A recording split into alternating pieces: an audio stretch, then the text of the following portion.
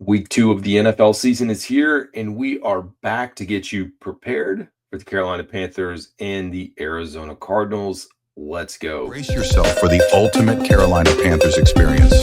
Welcome to Two Growls, One Roar, the podcast that hits harder than a Luke Kuechly tackle. We're diving deep into the heart of Panther Nation, bringing you unrivaled passion, insider takes, and pure gridiron fire. From Wilmington to the cosmos, this is your home for the fiercest football talk east or west of Charlotte. Welcome in, folks, to another edition of the Two Growls, One Roar podcast. Hope you guys are doing well as we prepare for a week 2 matchup. And of course, welcome in Arizona Cardinals fans. What I see typically when we go through these is we do get other fan bases in here, so welcome. This is not a full-on Carolina Panthers homer show when it comes to predictions and where this team's going to be. Last week, we predicted Jacksonville would take down Carolina. Sure enough, that happened. But here we are, folks, and we are ready, just like last week, to get you guys prepared. For those that saw the preview, it's going to be a pretty similar format. But today, we got some data. We've got some stats. We have one game in the books for both teams. It's early, so I don't know that we know who either of these teams are, but we can at least we have a sample size. We have a small piece, and from everything we've heard throughout the NFL and people that covered the NFL, the week 1 to week 2 jump is one of the biggest jumps. And if you're a Carolina Panthers fan, you're hoping that jump happens, and it's significant, especially on the defensive side of the ball. Turnovers. There's a lot that we could talk about. But without further ado, let's go ahead, because we have a lot of content to get into, and start breaking down this game. So for Carolina Panthers fans, maybe a little redundant, so I'm not going to spend a lot of time on this. Wanted to make sure we highlight it for our new friends, the Arizona Cardinals fans. Dave Canales at the helm. I will tell you, as we talk about Dave Canales, there's a lot of folks that, maybe not a lot, there's a portion of the fan base right now that is dissatisfied with what we've seen thus far from our head coach. Some folks questioning if he can do it. Some folks questioning his philosophy in the preseason, not playing players enough, not calling plays for the first 2 games, different. Now, that I don't get upset about the fact that he didn't call plays. It's development, and he wants the young coaches, the OC in this case, or some of the other guys that are on the roster on the defensive side of the ball that are not the DC, to call plays. Good for him. I think that's okay. I'm not one that gets worked up over that. But it's a lot of stuff happening. It's questioning the fact that he comes out in a press conference and states that he wants to see the young guys get out there on the defensive side of the ball more. Now, as we sit back and analyze it, maybe that isn't as big as we think it is. By all accounts, when we have watched Dave Canales and his philosophy, and you go back and look at some of the things that we've heard through training camp, through joint practices, where he spent the entire time with the offense, it feels like he has a pretty hands-off approach to the defensive side of the ball, because he's like, I don't know how the defense went. I'm going to have to go back and watch during the joint practices. So maybe it's not what it is, but as we speak about defense, there's no doubt the defensive coordinator, Ejiro Evero, under a lot of scrutiny. Now, can he personally help that you give up a 70-yard run that should have been a 5 or 6 yard gain? Not really. Like, if the guys are not doing their assignments, if they're trying to do their own thing, if they're missing tackles, doesn't help. But one of the things that he can help that has not worked in his favor is quarterback pressure. It's the linebacking core play. It's not great. It's not great at all. The problem with the linebacking core for the Carolina Panthers, which we'll get into, is the fact that you don't really have anybody behind him that you can plug in. So this Christian Roseboom, Trevin Wallace duo, it's early, but I think as we go through this preview, it sounds like, in my mind, that Arizona Cardinals may have their way, especially with their tight ends. So we'll get into that. Brad Isaac is your offensive coordinator here, does not call the plays. And then Tracy Smith, the special teams coordinator. Special teams did okay. Not fantastic, but they did better than what we saw last year, in my opinion. Let's take a look at the Cardinal staff, head coach Jonathan Gann. And you know what? I'm going to add, I can't do it now. I'm going to start adding the head coach records, tenure, all that. So we'll clean up that portion. Unfortunately, Cardinals fans, I doubt you're going to come back, but we'll have it on there. Moving forward, your assistant head coach, special teams coordinator is Jeff Rogers, offensive coordinator Drew Petzing, DC Nick Rallis. And I got to listen to Nick Rallis yesterday. Hopefully I'm saying that right, guys. Again, don't cover this team. Don't really pay attention to the teams outside of Carolina. But I did listen to the Arizona Cardinals. I tried to go through the week, and maybe we'll have a final episode, like a little preview on Friday or Saturday. With that said, heard Rallis speaking on the Carolina Panthers offense. A lot of praise for Chuba Hubbard, a lot of belief in Bryce Young still. And I think Panthers fans that probably are sitting out here thinking there's no way that this offense is going to be anything, that the Carolina Panthers can do something, that Bryce Young has got. I do think there's a chance. And you look at Arizona going up against New Orleans, that was a very close game and probably closer than Arizona fans wanted on numerous points. Coming down into the fourth quarter, they got the ball down to the 5-yard line. The New Orleans Saints did, when it was 20-10 and had to settle for a field goal. It was 20-13. They get the ball back with a chance to drive down the field and tie without, I believe it was Budda Baker, because I was going back and watching, without him breaking up a pass in the end zone. And it was probably 2 or 3 other defenders around. But without that pass breakup, you're talking about potentially a tie game, assuming an extra point is made. So it was close. Kyler Murray sacked 5 times. It was a lot. Carolina Panthers hopefully can get to him. We'll see. A lot of the pressure and a lot of the sacks were him just kind of freestyling, I'll say, to a certain extent. Not all the way, but trying to get back, running deep, getting caught up, and then eventually getting sacked. So there you have it.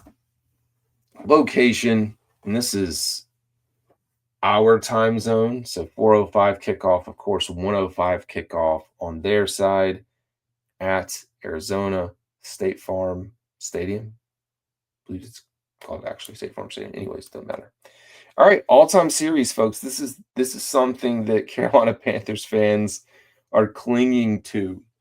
I'm sorry to our Arizona Cardinal fans out there, but the Carolina Panthers all-time series lead 15-6. Carolina Panthers have dominated the Arizona Cardinals, and they've dominated them pretty much since that for the last 10 years, since the 2015 and 2016, the 2016 NFC Championship game. But you can go back and see here, it's been almost all Panthers minus, and I saw it on here, there was a loss along the way. Yes, back in 2022. I was like, I knew they recently won.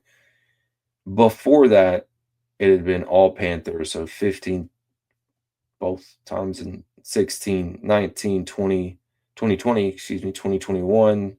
2022 was the loss, and then 2024. So Carolina Panthers, and you go back to last year, that was one of the questions that was brought up to the Arizona Cardinals, like how much do you go back and look?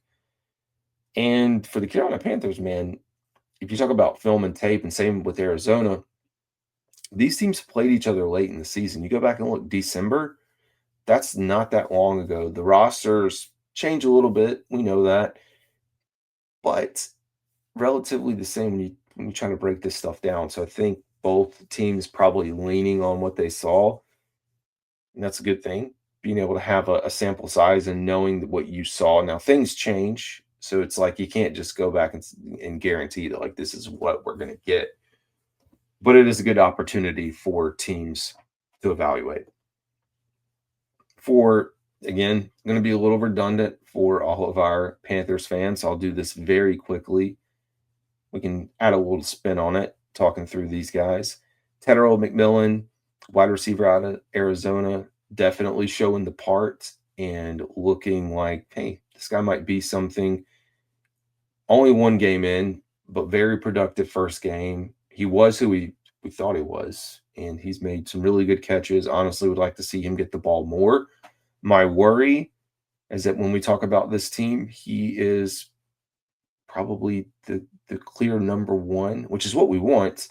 There's not a lot of other guys around him, and so maybe that makes it easier for teams to start honing in on him until we can figure out Hunter Renfrow, maybe even throw in David Moore, Bryson Tremaine, Xavier Legette, who is not a part so far. Nick Scorton, Princely, Uman Mielen, two edge rushers that were drafted. Those guys did not really show us anything. And unfortunately, it's because they just didn't get any, if many, snaps. Etienne had one carry, the brother of Travis Etienne, who went off on the Carolina Panthers. Didn't see a lot out of Lathan Ransom. And then moving to the bottom of the list, we're getting to guys that really not seeing the field at this point. Cam Jackson, defensive tackle out of Florida. Mitchell Evans, tight end out of Notre Dame. Jimmy Horn Jr., the wide receiver out of Colorado. I'm curious if they try to get Jimmy Horn back involved, but at least right now it doesn't seem to be the case. You do have Etienne who helps along with the return game. Arizona Cardinals, you know your picks better than I do, but pretty good bunch from some of the guys that I've looked at. Primarily pre-draft process. Walter Nolan, the defensive tackle out of Ole Miss. Will Johnson sounds like from afar that this guy's got some juice, man. I think he's had from all accounts, from some of the things that I saw posted, a really good debut for the Arizona Cardinals. Then you have Jordan Birch, Cody Simon, Denzel Burke, Hayden Connor, and Kitten Crawford. They were heavy defense. So outside of one guard drafted in the 6th round, the Arizona Cardinals went full defense in this year's draft. Feels like something the Carolina Panthers might have to do next year, but they got a lot of issues, so I don't know. Last week, we got a quick summary. It's a little hard to read, so I'll read it for folks that are watching. So the Carolina Panthers, this is just a summary, like what happened last week. Carolina Panthers opened their season with a disappointing 26-10 loss to Jacksonville. Panthers offense struggled throughout the game with quarterback Bryce Young throwing 2 interceptions, did have a fumble as well. Jaguars had a strong outing on the ground. Etienne rushed for 143 yards, 71-yard, and with a 71-yard touchdown run. Panthers defense was unable to contain the rushing attack. The offense couldn't get a consistent rhythm. They had opportunities. They just couldn't execute, and that was the result of the game. Game was also delayed by lightning, which is honestly took about an hour out. So the Jaguars were able to, but they came out, man. They had scored a touchdown, go into a lightning delay for an hour. They come out after and continue. A rough start for the Panthers and their new-ish look offense with Tetero McMillan. I mean, it just wasn't a good performance at all. And you go back and watch, Bryce Young didn't play as bad as people think. So that's the one thing I will tell you if you are an Arizona Cardinals fan or a Panthers fan that thinks, oh, that's what we got. That version of Bryce Young is back that we saw last year in week 1. Like, it's not going to be good. I don't think it was the same. And so I do look for him to rebound this week, I hope. I talked a little bit about the Arizona Cardinals game, but yeah, Arizona 20-13 victory over the Saints on the road. The one thing you can't take away in this league is a win. A win is a win. Doesn't matter how you get it. You're 1-0. Carolina Panthers are 0-1. Really trying to figure things out for Carolina Panthers in particular. I can tell you, coming back to Carolina, they've been on the road. Now it'll be 2 games. Home opener against the Atlanta Falcons. We're going to get into the schedule in a minute. But I am a little bit concerned with the potential to be 0-2. I know Arizona would love, they're circling this game like, oh, we can get to 2-0. We can be in really good prime position. So Cardinals, Kyler Murray, 3 for 2 touchdowns. not rookie. I don't know why it covered over like that, but pretty good game for Marvin Harrison Jr. We're going to get into the box score and thing, stat line for both teams in just a second. Panthers headlines heading into this game. There's a lot that we can talk through. There's a lot of headlines. But where are we right now? Panthers seeking redemption. So after a disappointing week 1 loss, the Panthers look to get their season on track against the Cardinals. And again, a team that they dominated. So that doesn't mean anything this year, though. Last year's game was competitive. Panthers were able to squeak it out. Bryce Young on the spot. So we have the third-year quarterback looking for a bounce back from a multi-turnover performance, showing that he can lead this Panthers offense. And it was some questionable decision-making. The two interceptions, though, one off of the hands of a running back, the other really good position. We just don't know if he didn't see the defensive back. And Xavier Legette just didn't break in the right way. He made some good throws, though. And so hopefully we see a continuation of that heading into this week with the good throws. So we'll see. We really need a run game revival. Panthers offense will lean on the ground game to try to control the clock and keep the ball out of Kyler Murray's hands. Panthers started the game really well last week running the ball. They abandoned it. I mean, once you get down to a certain point, there's only so much that you can do. There was a lot of issues on the offensive side of the ball with Austin Corbett and the snaps, getting the plays in. So those are things that we're going to watch heading into this week. Panthers looking for a defensive statement. The Panthers defense struggled with pressure, as I mentioned in week 1, hoping to figure that out. They had 6 quarterback pressures, lowest in the NFL, tied with the Buffalo Bills. But guess what? The Buffalo Bills figured out how to win. The 6 pressures were not good. To be honest, one of them was an intentional grounding or resulted in intentional grounding, which would have been a sack. Didn't happen.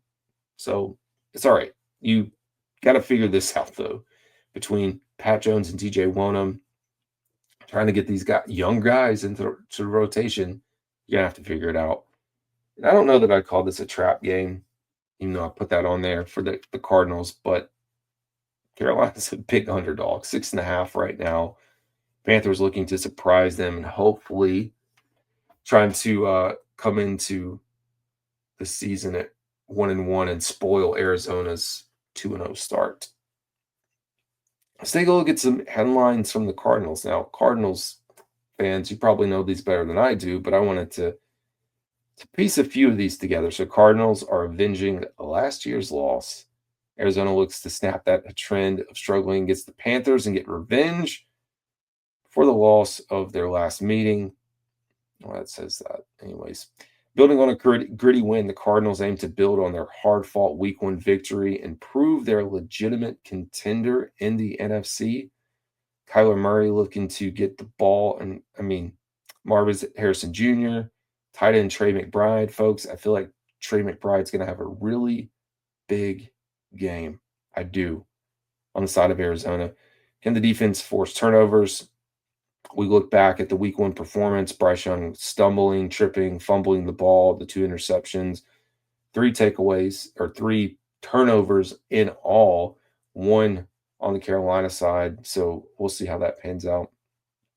And then a 2-0 start in sight. Again, golden opportunity to go 2-0. Any team that can start the season 2-0, you take that. Hands down. No doubt about it. Well, look at that. NFC South standings, no surprise, Tampa Bay 1-0 coming off the win over the Falcons. We just talked about the Cardinals taking care of business against the Saints and the Panthers falling to Jacksonville on the road. So that's your NFC. On your side of the NFC West, we have the 49ers at 1-0, Cardinals 1-0, Rams 1-0, and the Seahawks at 0-1. We know the Seahawks and 49ers squared off against each other. So there you have it. Moving on to the upcoming schedule for the Arizona Cardinals, taking on the Carolina Panthers this Sunday. They'll follow that up with a matchup against the 49ers. The Seahawks, so back-to-back division games. The Titans and Cam Ward looks like a pretty good quarterback. Colts and the Green Bay Packers. So pretty big slate. So from their perspective, if you start 2-0, knowing that you have 49ers who look to be better, Seahawks who 50-50 on what they're going to turn out to be. If you could split that and get a win here, I mean, if you're 3-1, 4-1, 3-2, then a manageable game against the Titans, manageable game against the Colts. I mean, if you're an Arizona fan, you're looking at this schedule and like, okay, can we get to like 4-2, possibly 5-2, with the chance to square off against the Green Bay Packers? So really good position, I think, for the Arizona Cardinals. Now, for the Carolina Panthers, of course, Arizona Cardinals Sunday, then back home for the home opener. And this is the home opener for Arizona, by the way.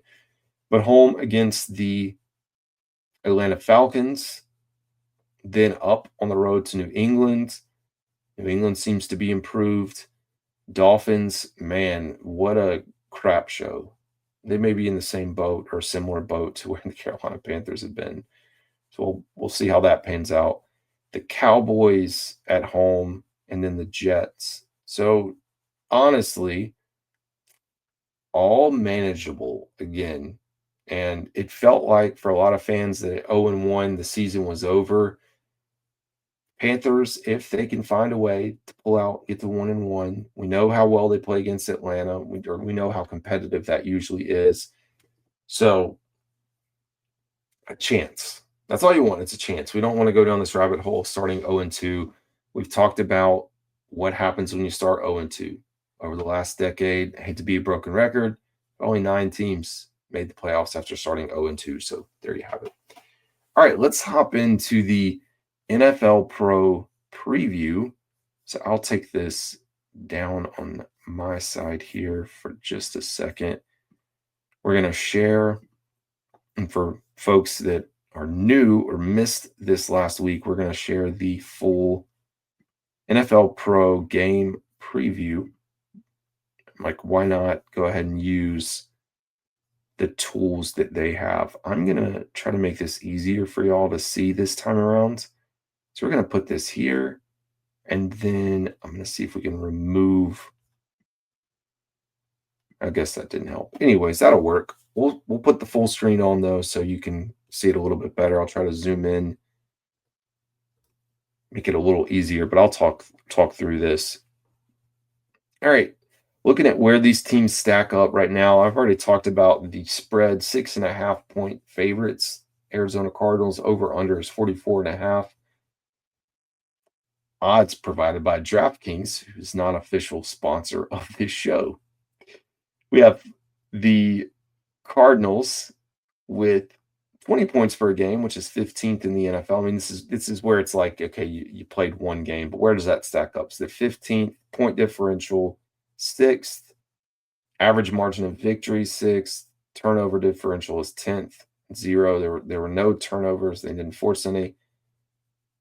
9 penalties, which was 21st in the NFL. The one upside for the Carolina Panthers, they only had 4 penalties on Sunday, which was 2nd. Their turnover differential is -2. Of course, they, like we said, turned the ball over 3 times and then forced 1 turnover, put up 10 points per game with a negative 16-point differential. All right. Actually, let's look at the insights here. Pretty cool how they do this stuff for some of the pieces for us. Okay. Tedero McMillan, rookie wide receiver McMillan, finished his NFL debut with 5 catches for 68 yards. And for those that are counting at home, if he were to keep that pace, we were talking about a 1,000+ yard season, which is exactly where we'd hope he would be. Against the Jaguars, he accounted for 47.5% of the Panthers' team air yards. No Panthers receiver has finished a season with more than 30% of the share of the team's air yards in 23 or 24. Pretty good. Josh Sweat, outside linebacker, finished his Cardinals debut with a team high 4 pressures in week 1 against the Saints, including 3 quick pressures, which were under 2.5 seconds. In 24, he had 41 pressures for the Eagles, with only one Cardinals defender generating more than 30 back in 2024. Bryce Young recorded a scramble run on 8.4% of his dropbacks in the 2024 season, the sixth highest rate in the NFL. When he attempted a scramble run, he only averaged 6.7 yards per carry, second fewest among quarterbacks with at least 30 such attempts. The Cardinals defense allowed 6.5 yards per carry to scrambling quarterbacks in 24, the ninth lowest mark in the league. Trey McBride caught 6 passes for 61 yards in the Cardinals' Week 1 win. Of his 61 receiving yards, 52 of them came against zone coverage. McBride finished the 2024 season with 866 yards, 41.5 receiving EPA against zone coverage, both of which, were the second most in the NFL among tight ends. The Panthers defense allowed 8.9 yards per attempt to tight ends in zone coverage last season, the third most in the league. Yeah, it's not going to be good. Very short view, it's not going to be good. I think Trey McBride, unless there's some magic switch that flipped, not stacking up well. Well, we're trying to find some matchup comparisons. Overall passing efficiency, heavily in favor of the Arizona Cardinals. They're at ninth in the league. The Panthers are 30th. Rushing efficiency slightly favors Carolina Panthers. They're at 16th compared to the Cardinals defense at 20. And I should say this is comparing offense to defense.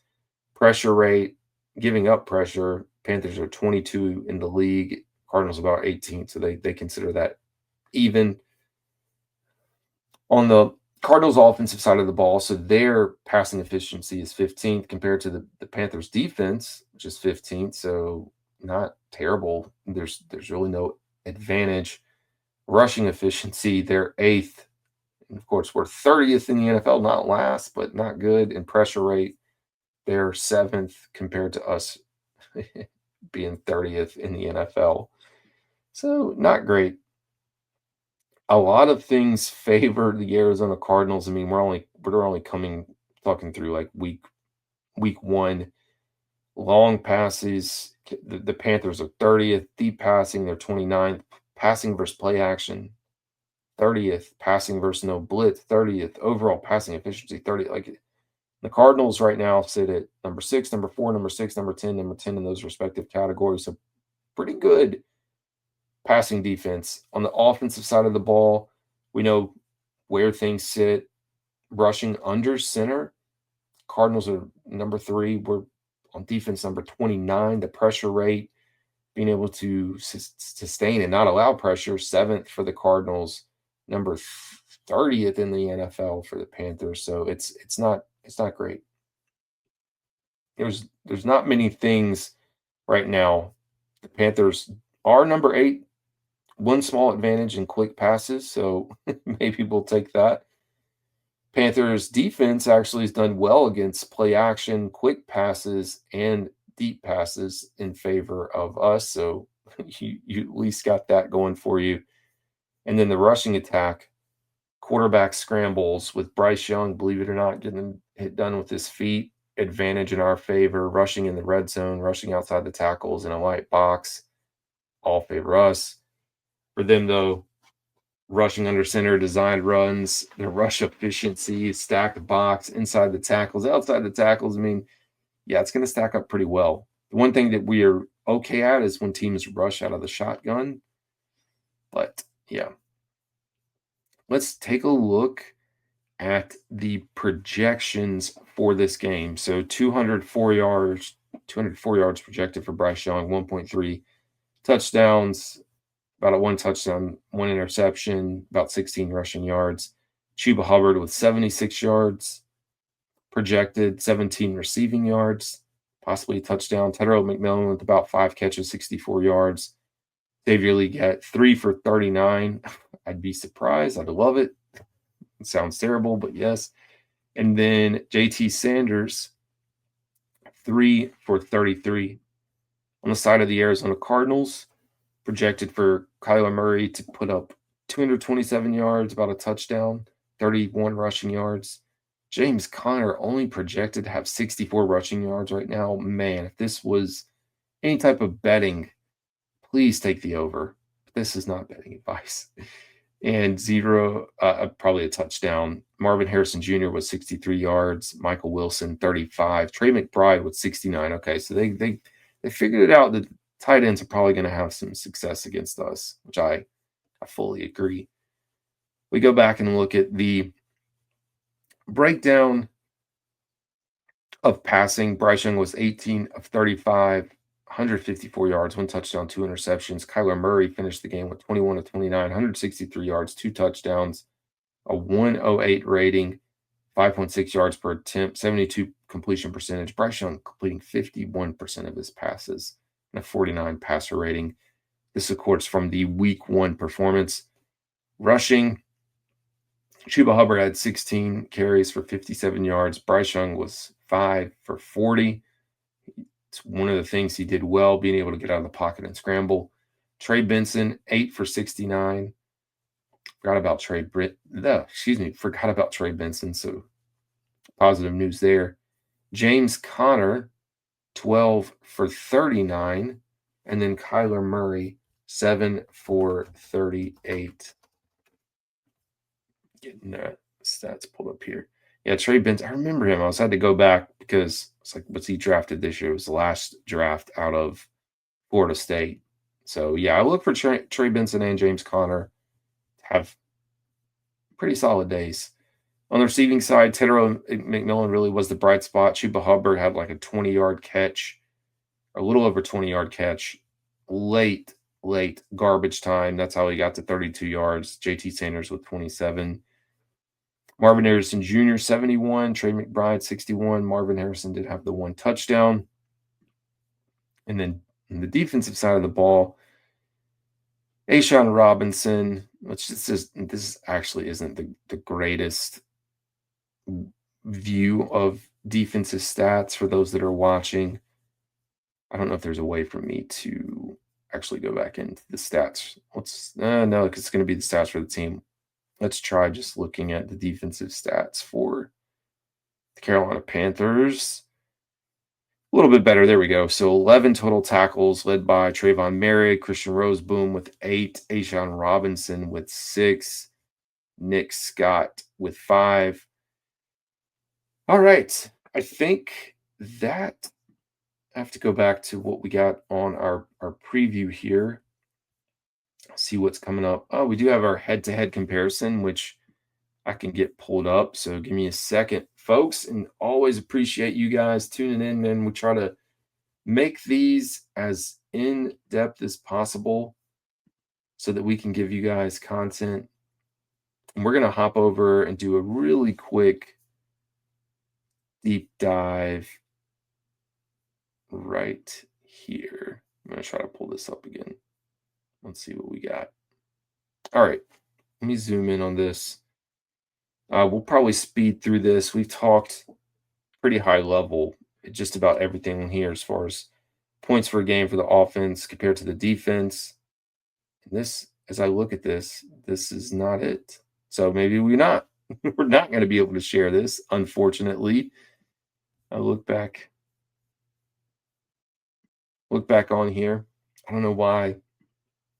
I was just looking at the stat line and was like, that is not right. So I think I use NFL Pro, but I also use teamrankings.com because they do a really good job of previewing the games, and the stats that they pulled for the Arizona did not align. I think almost everything actually was close. So we'll get that cleaned up, and maybe we can actually go out here and try this from my side and see if there's another way to do this for folks that are watching and still listening. Appreciate you guys hanging in there. We're trying to be efficient as possible. You know what? This will work. We're just going to share this. I've got a tab that I'm going to share with you all. It's the same thing. I was trying to make it a little bit easier to read, but I think we can get what we need out of this, possibly. Here we go. Perfect. This is what we wanted. This is the data that looks correct, so I don't know what got flipped around. Anyways, for the Panthers offense, 10 points per game. Arizona only allowed 13. Number 6 defense. On the side of Arizona, we already talked about their 20 points. That's ranks 15th. Carolina's at 24th in the NFL, giving up 26 after week 1. Yards per game on offense, Panthers 255, Arizona 315. Offensive side of the ball for Arizona, 276.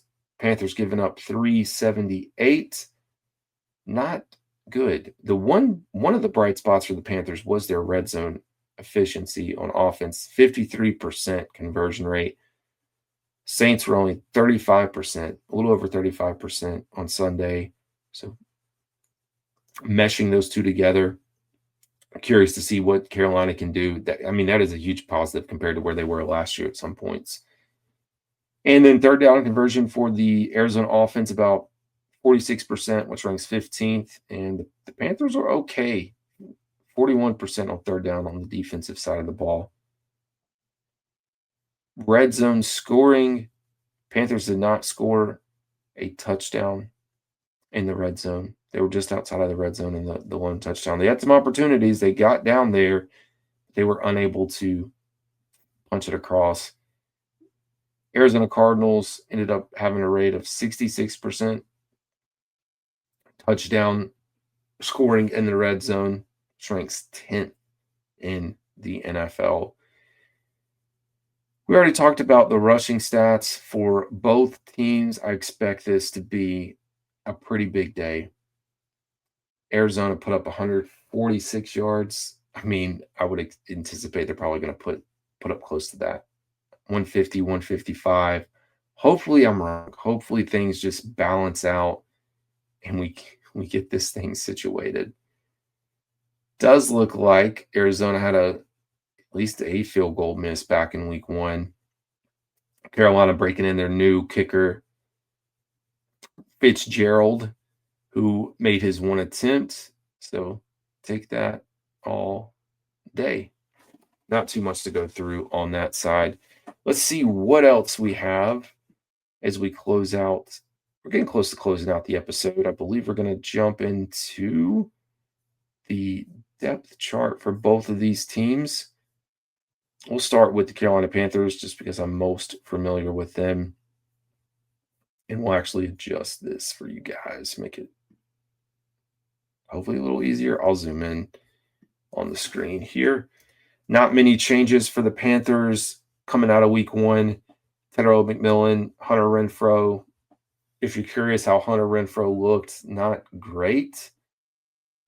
He's definitely not Adam Thielen, and he's not Jalen Coker, at least at this point, hoping that changes. Ike Ekwonu, who we hope to have back, missed him in the first game, no doubt about it. Damian Lewis at left guard, Austin Corbett at center, Robert Hunt right guard, Taylor Moton right tackle, JT Sanders at your starting tight end, along with Tommy Trimble and Xavier Legette as of now, Bryce Young and Chuba Hubbard. Saw a little bit of Rico Dowdle. We did see some snaps from Bryson Tremaine. Jimmy Horn did not dress. And then David Moore not really getting involved, but we'll see how this week pans out. On the defensive side of the ball, we have some questions. Tershawn Wharton injury report will come out today. We'll track that during this week, but it's been stated he's probably out 2 to 4 weeks. Rough ballpark. At least as of now, has not been placed on IR. So we'll see how that pans out. In his place, assuming Bobby Brown can go, you'd have Bobby Brown and then a mix of A'Shawn Robinson, Derek Brown, Jaden Crumedy, Cam Jackson. Outside the linebackers, Pat Jones and DJ Wonham with the rotation of Nick Scorton, Princely Umamnialen, a little bit of DJ Johnson. As I mentioned, our inside linebacking core, Trevin Wallace and Christian Roseboom. Behind them, you have Bam Martin Scott, undrafted free agent rookie, and Claude Chairless. The room is not good. Hopefully it is, but it's not good. So, anyways, we'll see how that pans out. Cornerback Mike Jackson and J.C. Horn, along with Shaw Smith-Wade when we're in the nickel. That's pretty much your rotation. And then Trayvon Merrick. And as of now, Nick Scott leading the charge at safety. A lot of folks disappointed with his performance inside of the Panthers. Lathan Ransom and Damani Richardson, your two backups who try to squeeze in there. Kick return, ETN. Punt return, ETN as of now. Long snapper, J.J. Jansen. Sam Martin, punter, Ryan Fitzgerald, your kicker. Let's hop over, take a look at the Arizona Cardinals. Arizona Cardinals, Marvin Harrison Jr., Paris Johnson Jr., Evan Brown. I'm not gonna be able to pronounce this. I'm gonna butcher the center's name. Let's say Froholt. Get that right, maybe. Isaiah Adams, Jonah Wilson, Trey McBride, Zay Jones, Michael Wilson, Kyler Murray, and then James Conner. But as you could see last week, pretty healthy dose of Trey Benson. Jacoby Brissett, look at him, the journeyman backup quarterback.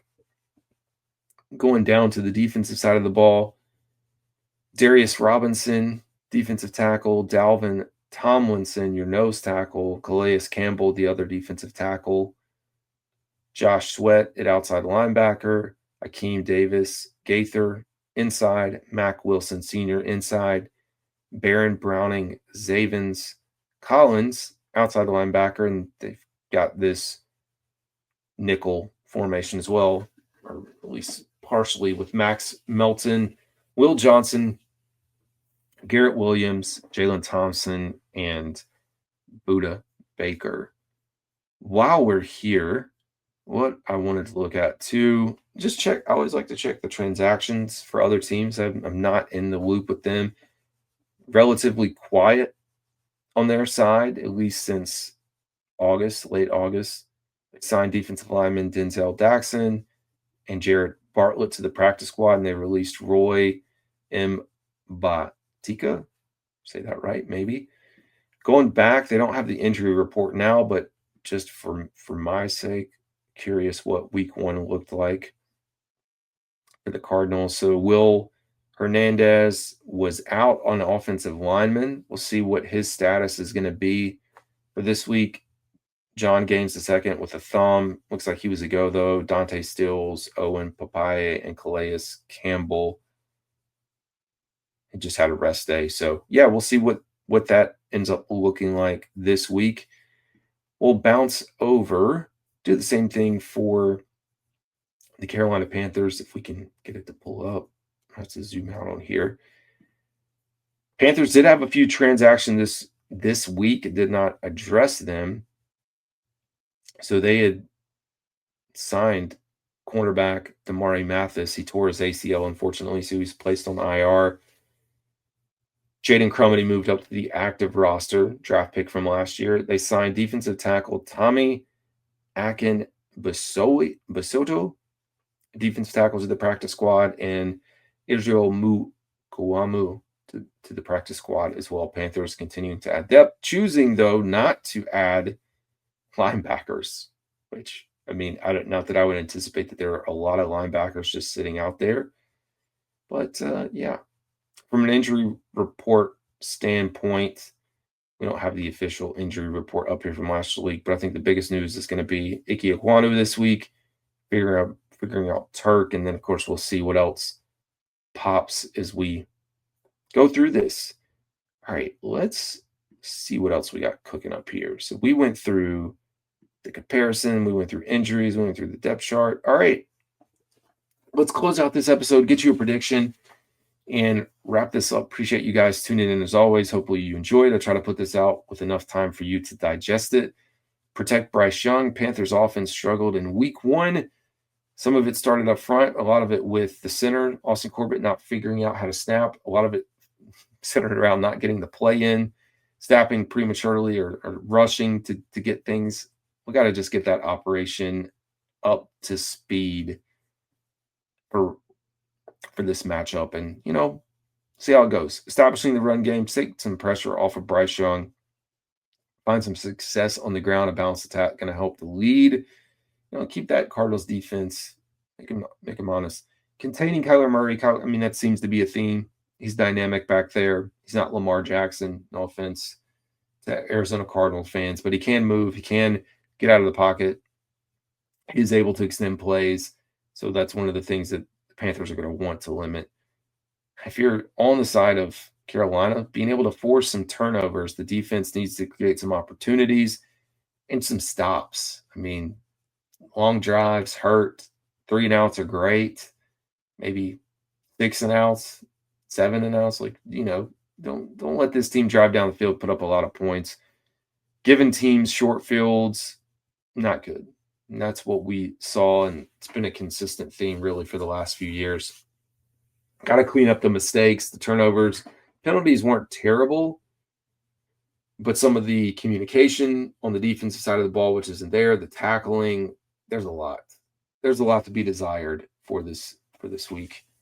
If you are on the side of the Arizona Cardinals, getting some pressure on Bryce Young, I think he got pressured 40% of his dropbacks. It was insane when I was going back through the numbers. It's not great.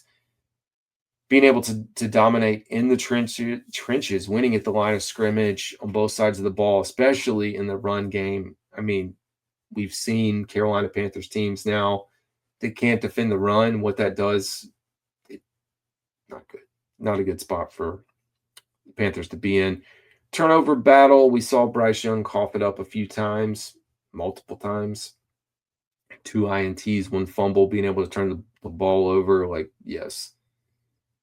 How about getting the ball to your playmaker? Pretty standard here, but Marvin Harrison Jr., honestly, I continue to say Trey McBride probably going to have a really big day, and their entire tight end core, honestly.